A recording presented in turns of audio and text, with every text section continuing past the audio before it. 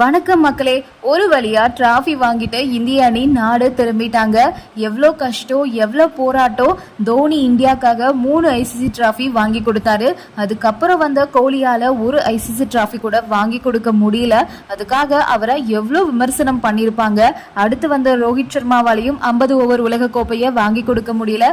கிட்டத்தட்ட 10 வருஷமா இந்தியா எந்த ஐசிசி டிராஃபியும் வாங்காம இருந்தாங்க. நவம்பர் 19, 2023 அவ்வளோ சீக்கிரம் யாராலையும் மறக்க முடியாது. ஃபைனல்ல ஆஸ்திரேலியா கிட்ட தோத்துட்டு நம்ம வீரர்களோட முகத்தை பார்க்கவே முடியல. அந்த அளவுக்கு வேதனையோட சாயல். இந்த அளவுக்கு கஷ்டப்பட்டு உலக கோப்பையை வாங்கி கொடுக்க முடியலையேன்னு. ஆனா அதுக்கெல்லாம் பதில் சொல்ற மாதிரி T20 உலக கோப்பையை கைப்பற்றி வெற்றி வாகை சூடியிருக்காங்க இந்திய அணி. இந்திய அணி வீரர்கள் ஒவ்வொருத்தர் முகத்திலையும் அவ்வளோ சந்தோஷம், அந்த வர்ணிக்க வார்த்தையே இல்ல. வெஸ்ட் இண்டீஸ்ல புயல் காரணமா இந்திய அணி நாடு திரும்ப கொஞ்சம் தாமதம் ஏற்பட்டுச்சு. இப்போ அதெல்லாம் முடிஞ்சு இந்திய அணி நாடு திரும்பிட்டாங்க. ஃபிளைட்ல இந்திய அணி வீரர்கள் தங்களோட சந்தோஷத்தை ஷேர் பண்ணிருப்பாங்க. ரொம்ப நாளுக்கு அப்புறம் ரோஹித் சர்மா தன்னோட சந்தோஷத்தை வெளிப்படுத்திருக்காரு. அவ்வளோ சந்தோஷமா இருந்தாரு. அதை பாக்குற ரசிகர்கள் எல்லாம் அப்படியே ஆர்ப்பரிச்சுட்டு சந்தோஷப்பட்டு இருக்காங்க.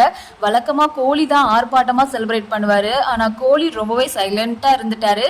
அதுக்கு மாறா ரோஹித் சர்மா வேற லெவல்ல டான்ஸ் எல்லாம் பண்ணி செலிப்ரேட் பண்ணாரு. இன்னைக்கு காலையில தான் இந்திய அணி டெல்லியில ரீச் ஆனாங்க.